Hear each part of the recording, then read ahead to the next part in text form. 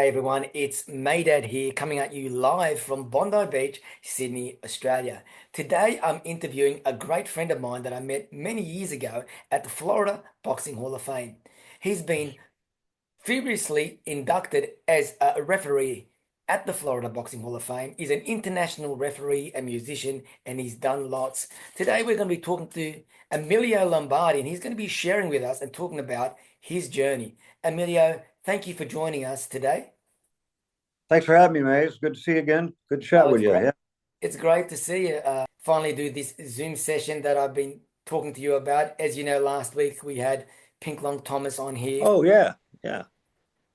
Pink, I just saw Pinkland last weekend. Yeah. Yeah. right, at the Florida Boxing Hall of Fame, I correct? did. Yeah. Yeah. Yeah. So we get to see each other at the Hall of Fame every year. Unfortunately, this year I wasn't able to be there. But hopefully next year I'll get a chance to come and visit again. I've been there for the past 15 years, I think 10 or 9 or 10 times of those 15 years. Oh, we always look forward to seeing you when you come. That's for sure. Yeah. It's always a pleasure to be there and catch up with everybody. But Emilio, if you could share with us a little bit about your journey before getting into boxing, where you grew up, sure. studies. So, I was born in the state of Florida, and I grew up between Florida and up north over the years and stuff. I came from an athletic family, Maze. My father was a National League baseball professional umpire in baseball. So sports were always a big part of our family growing up. And spring training for professional baseball, I don't know if you follow American baseball, but they all come to Florida, all the teams for the spring, and stuff. So we lived down here because of that. And families from New York and Pennsylvania, but went to school down here in Florida. Played sports throughout my whole life, very athletic. After school, I joined the Navy. I was in the U.S. Navy. So what happened with boxing for me was, as a young boy, I think about 12 years old, my father was watching the Muhammad Ali, Oscar Bonavena fight. And it was a tremendous fight. And I remember being a young boy mesmerized by that fight, how Bonavena went into later rounds with Muhammad Ali in that fight. It was a real war. And being an American Italian, Bonavena's Argentinian, which is like a sister country to Italy. But in any event, when I was in the Navy, I was in Memphis, Tennessee, and I got the opportunity to work out, not be on the U.S. Navy boxing team, but got to work out with the Navy boxing team while I was there. And 𝙀😍😍, who was a heavyweight back in the 70s, he was an ex-Navy veteran. He was training for a pro fight there. So I got to watch him train and spar every day while I was working out with the boxing team and just starting to get involved a little bit in boxing. So when I got out of the Navy in Pensacola, Florida, I took up amateur boxing a little bit, right? I was just some amateur boxing. When I got out of the Navy and out of school, I came back down here to Ocala, where I live in Central Florida. There was no real boxing gyms at the time. So I had to relegate myself to kickboxing, which was prevalent at the time. The PKA was. And I fought as an amateur only. And because I had some boxing skills and I did have some amateur fights, I accelerated as a kickboxer. I fought for 2 middleweight championships, amateur. I lost both of them, but I fought for 2 middleweight championships here in Florida. In fact, Steve Shepard, who's in the Florida Boxing Hall of Fame, I fought on a number of his cards over the years. So I knew I wasn't going to pursue it any further professionally, and there wasn't any boxing gyms around the area that I lived in at the time. I applied with the Florida Athletic Commission, and Don Hazelton was the executive director. So back in 1987, he put me on as a judge. And I remember telling Don, I'm an athlete. I've been involved in the sport, amateur fighting, kickboxing, and boxing, and I like the referee. And he goes, his exact words for me, and I've said to say this to some of the other guys over. I have enough prima donnas right now. He goes, just be a judge for a little while. So I started as a judge. So the first fight I actually was assigned to as trailing judge, I had to show up down in Orlando at SeaWorld. Me and a partner of mine, George Foreman's 5th comeback fight. So it was amazing. Max Parker was the referee. He's the Florida Boxing I know Max Parker. So, I was just mesmerized by the whole thing. George Foreman fight. Archie Moore was working his corner. So that was where my whole started right there as a judge. So I was a judge for about 4 or 5 years, and I got transferred up to Pennsylvania. And the Florida Boxing Commissioner, Don Hazelton, wrote a letter of recommendation to the commissioner up in Pennsylvania, and he wrote in there that I wanted to be a referee and that I should break him in. And when I moved up there, they immediately started working me as a referee up there. So that's where I broke into refereeing back in 92, 94 up there in Pennsylvania, until I transferred back to Florida in 2000. So I started refereeing back in the 90s, and some tremendous fighters up in that area. You know, Paul Spadafora, I'm sure you've heard of him. He was one-time lightweight champion of the world up there. Worked a few of his fights in that area up there. So came back in 2000, yeah. What an Been with the boxing commission down here since, yeah. What an amazing way to be pulled in to do a George Foreman fight. First fight as a judge, it's kind of first fight as a judge. But yeah. How long were you refereeing the amateurs before you started refereeing the pros? Not well, about 2 years. Yeah, just about 2 years. Yeah. I was doing both when I got to Pennsylvania. It was kind of interesting. Their boxing commission, you have any problem doing the amateurs? I went, no, good. You're going to do both. And that's what they did. I would do the amateur fights and then sometimes do the pros as well. They had to be doing both. They're a little different the way they did things up there, but it was a good experience for me. Yeah, I really enjoyed doing it. Yeah. Geez, so you must have did a lot of traveling. Was there any particular state that in Florida that you in a particular? I mean, so when I transferred back to Florida in 2000, I started working back with the Florida Boxing Commission as a referee down here. And yeah, I've traveled throughout Florida. I worked from Pensacola to Panhandle to Miami to the Keys to Tampa, Orlando, Tampa. I do a lot of those fights now. I mean, they're all good. And I will tell you today, since when COVID hit, it was a big change right during COVID. And the state of Florida did not close down. Our governor said we're open for business. So what happened was, you see ESPN, Top Rank Boxing, they all came to Florida. So a lot of officials will tell you in other states in the nation, you guys are very lucky because we were buried as officials. We had fights all the time. We haven't turned down assignments. I never worked so many fights in my life, and they were high-end fights. They were televised fights, and we were very fortunate down here. So between Tampa and Orlando and Miami, a lot of the big shows we were having down here in Florida. And to this day, we're still having quite a few of those between Miami and Orlando. ＤAZN, we're doing a lot of fights. I think going down the Caribe Royal Resort in Orlando has a contract with them. So yeah, doing fights. Have you ever had to fly out to Puerto Rico or nearby countries to do fights? Yeah, I was down in Chile. I was down in Chile last year and did a world title fight down that way. In fact, I'm waiting to see if I'm going to be going back down there. I was over there and did a IBO title fight down there. Yeah. Mm-hmm. Oh, great. But you've had a really amazing journey. And I mean, I've spoken to you so many times in person when I've visited Florida. Every time I visited Florida, we've either had dinner or just had a chat. In depth. But we've had, just in Florida alone, I mean, you've met some of these guys over the years. And I get asked a lot, what's the greatest fight you ever worked with? Well, as a referee, yeah, I've had title fights. Are there a lot of upcoming I can tell you about a lot of pros up and coming that I've worked there. Giannis Tellez looks very impressive. I mean, he's a young light heavyweight, cruiserweight's coming up. Keep an eye on him.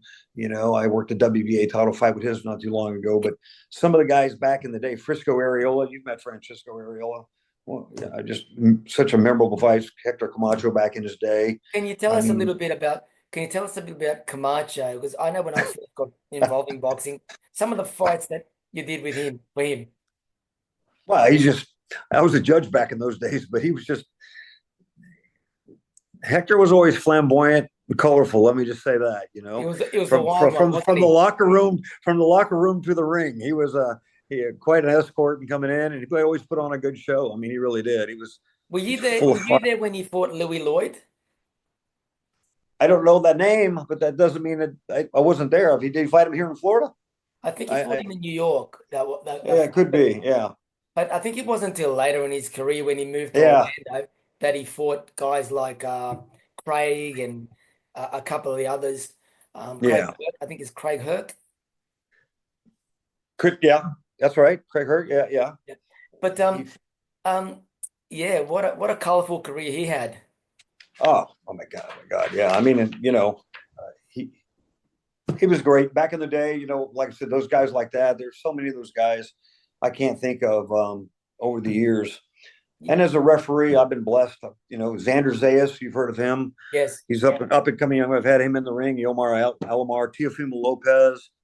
I had him on early in his career here in Florida, down in Orlando. A great fighter, You know, Edgar Berlanga.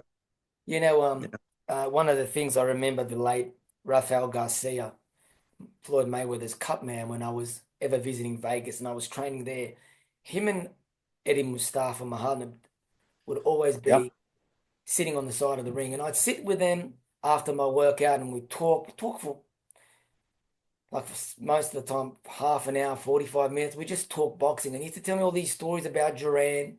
He used to tell me all these stories about Aaron Pryor. But I remember when Camacho's name like, popped up, and Rafael Garcia turned around to me and he said, there was one guy that was exceptional. When he boxed, it was like he was on roller skates. And not only that, he said Camacho never got to fulfill his or reach his full potential because he is just so distracted outside the ring. yeah, And he was. Yeah, it's a shame, I mean, can you yeah. can you tell us So talented. I mean, yeah, you're right. He's so talented. Some of the fastest hands you've ever seen. Great footwork, movement in the ring. His combinations were, I mean, just devastating. He was a great fighter. He really was. It's beautiful, kind of great sad, counter but puncher. And the thing is, I once heard Sugar Ray Leonard say that Camacho's not telling you what he wants to happen, he's telling you what's going to happen. And that was pretty backing much. him. And usually he said Camacho was right, and that's exactly what's going to happen. And that was great. They were great memories. Um, Emilio, we've known each other for a long time. I've never asked you this question, but I've always been meaning to. What are the some of the most memorable fights you can recall in your career as a referee? May is it's tough. It's tough because there's so many fights, right? Tell Whether me, they're 4 rounders or whether they're 12 rounders. You know, I mean, there's lots of them. I mean, it's I don't know. I mean, you know, some stopping of the ones, fights. As a referee, our job is safety, right? I mean, really, it comes down to moments like that in the ring where we have situations in the ring that you have to be able to do. So I remember a memorable night that there was a fighter that I was working. It was a very competitive fight, and I was 6 or 8 rounders, and he didn't speak much English, and he was taking some abuse, and I called timeout to look at his eyes, and when I looked at his eyes, I saw one dilation larger than the other, and I was getting screamed at by the corner and everything. I brought him back down, had the ring doctor get up, and the doctor looked at me and goes, "The fight is over. Stop the fight now." They took him out and then rushed him to the hospital because he was concussed. The dilation of the eyes, little things like that. Or I remember just doing things like that, stuff like that. Um, I just can't think of everything that I've seen in the ring over the years and stuff. people don't realize the responsibility, how big the responsibility of a referee really is. Because I mean, only three people can stop the fight: the referee, the doctor, or Yeah. the physicians. Isn't it the timekeeper or something like that? Well, we have a saying, we have a saying, Maze. Airline pilots, surgeons, and referees can't have a bad day or people can die. And there's a lot of truth to that, right? So, Mhm. we try to err on the side of safety. But I've got a lot of memorable, over the years and stuff. Like Jeff Lacey, you remember him, former middleweight Yeah, champion of the yeah, yeah. world. I was working this fight a couple of years ago and stuff, and I remember the final round, at the final punch of the fight. I went in like this time. I got one fist on the inside of my wrist and one on the backside for the other fighter, and shaking my hand a little bit later, bothered me. Both fighters came to the ring, announced the winner, Jeff Lacey. A couple days later, my wrist is bothering me. A couple days later, finally I go to the doctor. I got a hairline crack in my wrist. 2020, inducted in the Florida Boxing Hall of Fame. Jeff Lacey's in my class. I have to mention it to him. Jeff, how you been doing? Oh, all right. Yeah, appreciate you breaking my wrist. He's like, breaking your wrist? That's okay. Yeah, you didn't mean to do it. It was at the bell and stuff, but that was kind of memorable. I I've just just got so many over the years I've done. I mean, it's hard to, and I do get asked that. I get asked, what was the most memorable fight? And it's not always a world champion fight. I've had some 4 and 6 round fights that have been as equally as impressive. And you know this as a Yeah. trainer working the corners, that when the fight was over, you go, that was, and both fighters in the middle of the ring, I thank them for a good, clean fight and the best fight of the night, as far as I'm concerned. Some of those are title fights, but a lot of them are not title fights, and they're up and coming fighters. I had a couple of WBC fighters, Marvin Solano and this other guy, WBC lightweight championship of the world. They threw 220 punches around. I couldn't even keep up with them in the ring. They're so Unbelievable. fast moving around the ring. You A won't couple of see that flyweights. today. You won't see that today, will you? Yeah, no, these are 110 pounders and stuff. But yeah, it's always every fight, every fight. You do your due diligence in there. You err on the side of safety and caution with the fighters, and Like you I know was it. like I was saying before, Amelia, we'll go back a few steps. Only three people can stop the fight: the referee, the cornerman, who's the trainer, or the physician, the doctor. But the responsibility that you have as a third man in the ring is unbelievable. 'Cause, I mean, you care, all your goal is to keep the safety of the fighter and to keep it a clean, It is. fair fight. And during the rules briefing in the locker room, we always tell them, and I always tell them, I want you to leave the ring the way you entered it. Okay. And we mean that. We want them to leave the ring the way they entered it. We're going to err on the side of safety, right? That's what we're looking for. We want to keep it safe. We want you to leave the way into the ring. Okay. We don't want somebody to be, if they're taking too much abuse, you can live the fight another day. You know what I'm saying? There's some, but this game, boxing is fighters that have a hard time with that. They want to fight till the very end, and sometimes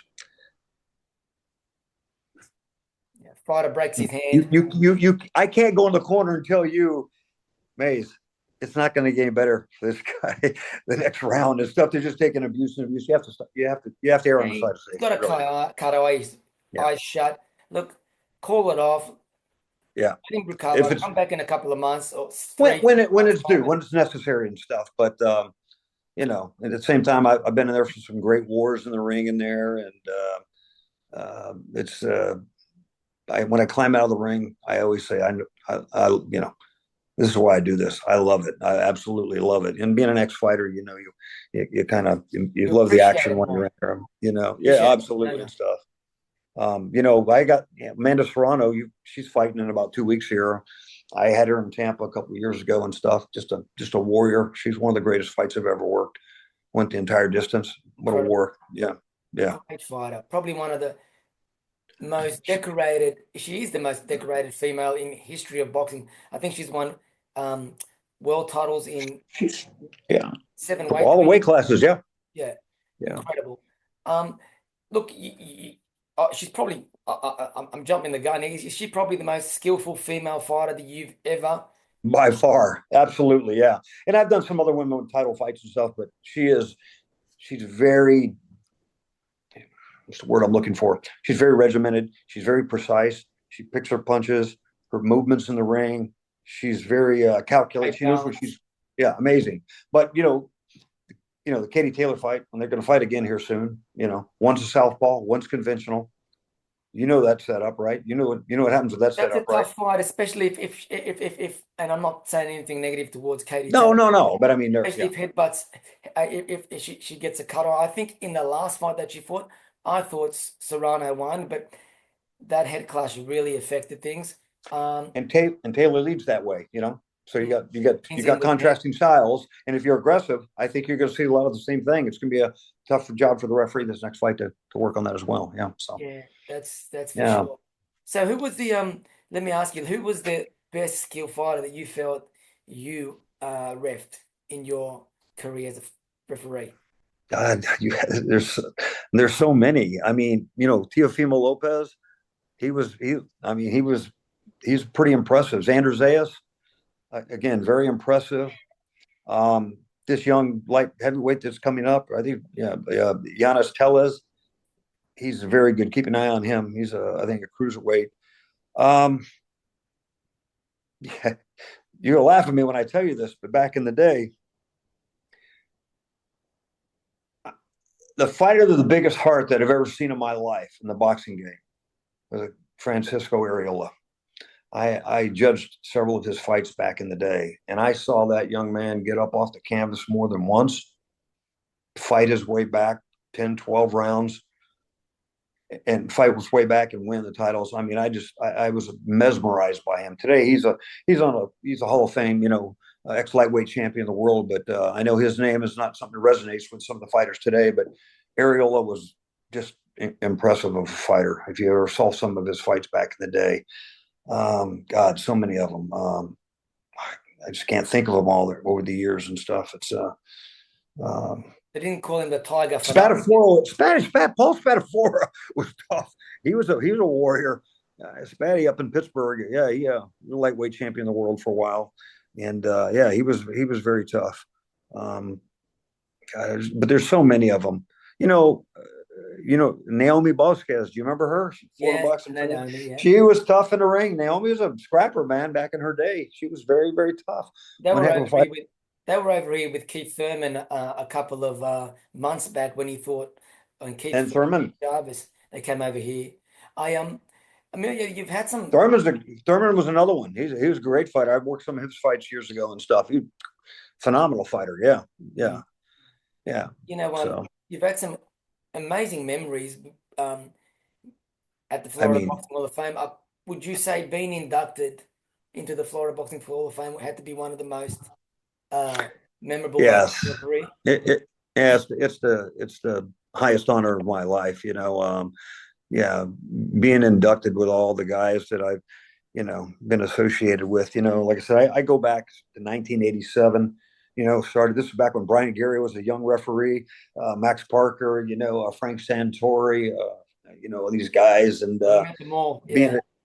back in the day and stuff like that. And yeah, no, it's a huge honor to be with all those people that have been inducted and be part of that. And yeah, I'm still very honored by it all. And a great class. 𝙈𝙤𝙢𝙗𝙖𝙗𝙗 in my class, Jeff Lacey, and as well. But yeah, no, Were there it's any super. other were there any other great moments that you remember in the Florida Boxing Hall of I Fame? mean, The oh, years. I just so it's hard for me to remember all. I remember as a young judge doing a fight up in Jacksonville, Florida, and Larry Holmes was working with a promoter up there quite a bit.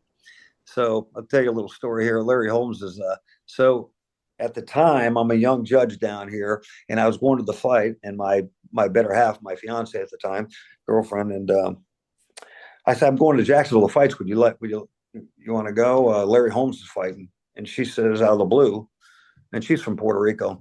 She says no, but tell Larry I said hi. Of course, I look across the room and go, tell Larry. Why would I tell Larry you said hi? She goes, well, I know Larry well. How in the world would you know Larry Holmes? He used to date my sister before he's heavyweight what came through the world. So it just so happens I'm up in Jacksonville. I'm sitting at the table. This is a televised fight. Larry Holmes and one of the announcers sitting next to me. And I'm sitting there and it goes to commercial break. And I look over at him and I go, like an idiot, I go, hey, Larry, you and me have something in common. And he just stares at me a moment. And he looks at me and goes, please tell me we could possibly have in common. I'm dying to know. I said, well, I used to date this young lady and I date her sister. I told the names and everything. He was locked on me and mesmerized. He couldn't believe it. Is she here now? No, she didn't come here. Her sister didn't come and everything. But every time I'd go to Jacksonville from that point on, when Larry saw me, he'd point me out across the room, he'd come up to me and ask me and stuff. But it was just kind of funny, Larry Holmes being Is Larry from Jacksonville? what's that? Is No, Larry? Larry Holmes is from Easton, Pennsylvania, but he was working some fights. We had a promoter up in Jacksonville, Phil Myers, and they put on a lot of big shows up there. And Larry was a guest over there, commentating on them and quite a bit. So that's just kind of one of those moments over the years and stuff. I mean, there's been a lot of them over the years and stuff. Well, God, look, Amelia, I know there's been so many moments when I've been visiting Florida, the moments I've had with Jimmy Williams and you've been there that we both did yeah, together. I remember the first time when I gave him my belt and then the book. And, you've always been part of that journey because you've always been there, and seen so many people, meeting people that are no longer here, people like Howard Davis Jr., yeah. like Aaron Pryor, Harold Latimer, Aaron Pryor, Howard. Dr. Oh yeah, Dr. Jimmy. Dr. Alan Fields, so Yes, many people that contributed all their life to the sport of boxing. And I just felt so blessed to be able to be in that company and be able to have conversations with these people that I could reflect on and look back and say, wow. Just yeah, really. I mean, Angelo Dundee, he used to come to him years ago and stuff. Jimmy, Jimmy Williams lived a couple towns over from me in Leesburg, but he was a he was a drummer. I don't know, he was a drummer at one time. He's a dancer, which part of his training style, right? But he was a musician as well. He played drums and jazz band. Caution, yeah. That kind of a bond like that because being a musician myself, and so it was it was kind of always cool talking to Jimmy about that kind of stuff, But and he being a professional dancer and how he brought that into his, he was a great man, Everything was great about man. rhythm. Anytime he was coaching me, everything was about rhythm. Mm. Your feet, your hands. If you weren't using your feet, you were using your mouth. If you weren't using your hands, you were using your Yeah, hips or something. It was just always about rhythm. And geez, he really was uh, he was, to me, was one of the greatest teachers that I'd ever met. And yeah. so blessed to be able to spend so much time with Now him he's, there.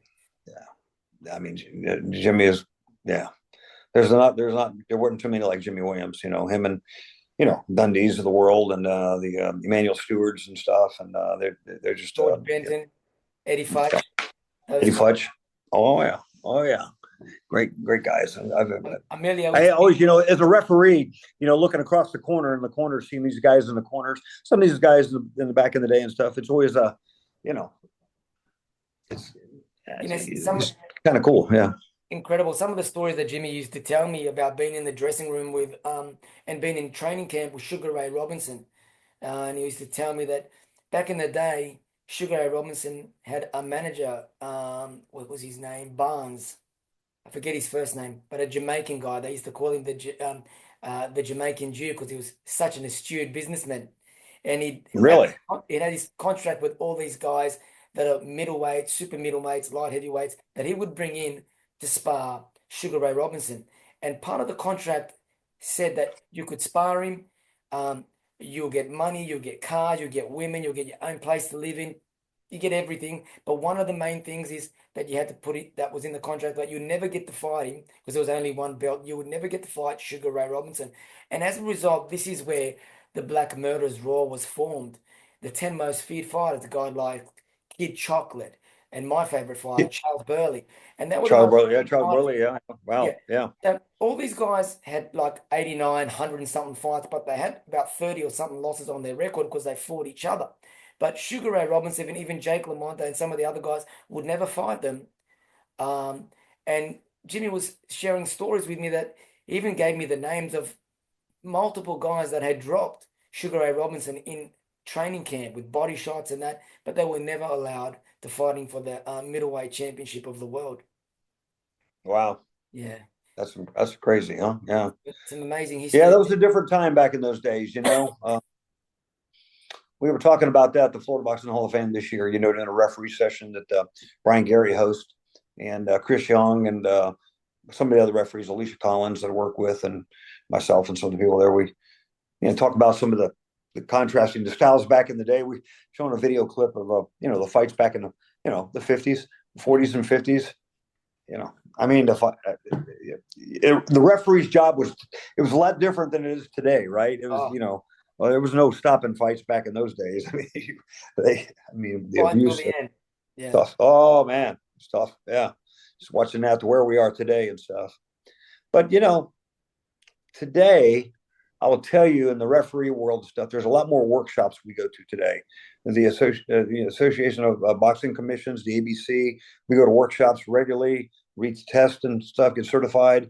Jack Reese, who you probably know who Jack Reese Yes. is. Jack is one of the most world-renowned referees. He throws a sole arbiter training every year for officials to go to, and it's a fantastic couple days training. Then you actually get in the ring and do your work on your mechanics and stuff like that with fighters and stuff. So it's we've all benefited by all this type of training, right? It makes you a better official. Knowing when to stop fights, how long to go, just different dynamics, different than the old days. We had to evolve, constantly evolve, right? Yeah. So I had good this stuff. conversation with Chris Young, and I watched Chris Young, and I'm sure you did too. You can recall it really well, probably better than I can.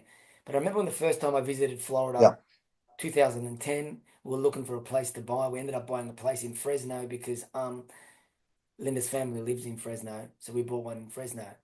But then I came back in 2011 where I was um, introduced to everybody, and Aaron Pryor and Roberto Duran got inducted. Then Yeah. 2012, etc. But yeah, what amazing memories! What amazing memories they were. Yeah. You know. You know, Chris Young, I want to tell you, he's probably one of the most talented young referees. You're going to see a lot of Chris Young. Oh, for sure. You're going to see a lot of Chris Young. Getting back to Chris Young, going back from 2000 and I should say 2012 to about 2020, I think he was only refereeing amateurs. It was Yep. calling fights, and then he started doing the pros, and before you know it, he's We worked a lot of cards together. We've worked a Okay, lot of cool. shows together, and he's Yeah. really, he has really evolved, come along, and he's young in his career. He's a fantastic. I think he's the most talented young referee out there today. Here's a young lady we have in Florida too, Alicia Collins, tremendous amateur background. I think she fought amateurs well. She's a great young referee today. She's done both men and women's, she's had Amanda Serrano herself in the ring and stuff. So we got some great officials here in Florida. I got to tell you, we really do. Yeah. Yeah. Chris was telling me about Jack Reese and how he always Yeah. goes for a course every year, and that Jack puts his courses on, and how important it is for him to visit. That's right. We've gone to him. Yeah. Oh yeah. Amazing. And it's so important. Like it's so Tom Taylor, Jack Reese,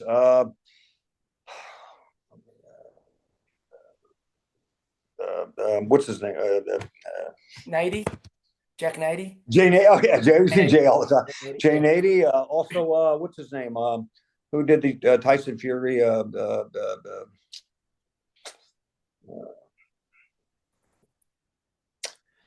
Deontay Wilder. Referee. Or Wilder and Fury. Yeah, refereed. All right. Russell Mora. Not Yeah. Russell Mora. Okay. So Jack Russell and Tom Taylor and all them guys. Yeah, we put on. That's just the full arbiter training that they do, and they do a fantastic job with it. In fact, every young official growing up should go to that session. I mean, it's really, you learn so much. You And only stuff, just imagine the wealth of knowledge those guys have got in refereeing hundreds of fights, thousands of fights, Yeah. Emilio, it's been great talking to you.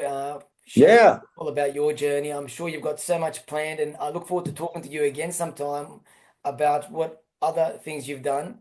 And obviously look forward to catching you in person next time I'm visiting in Florida. Between boxing and music, I'm pretty busy, right? I'm got some grandchildren I'm busy with. Of course, Desiree, my better half, she's always she's with me and keeps me busy as well. But between playing music and refereeing boxing, another year of work, I'll probably retire next year, but I'll still be doing boxing and playing music, doing it my whole life. What a great hobby to have, love, your passion. Emilio, it's as always great to see you and chat to you. And to everybody watching this, don't forget, just a reminder, next week I'll be catching up with Chevelle Hallback, 7-time world champion.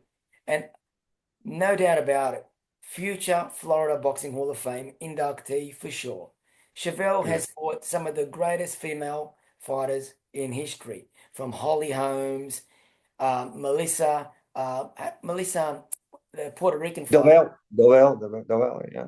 Yeah, I think that's how you pronounce it, Melissa Dovell, and so many other fighters. So I look forward to seeing you next week with our great friend and a girl that I've assisted a lot in her career, in her training. She called me up all the time, work on a new things for her upcoming fight, Chevelle Hallback. And that's going to be a great Zoom. From Emilio Lombardi in Florida and from me, Maydad in Bondi Beach, Sydney, Australia. Have an amazing week. Take care, and we'll see you next time. Great talking to you, Mays. Thank you for the time. Yeah, appreciate it.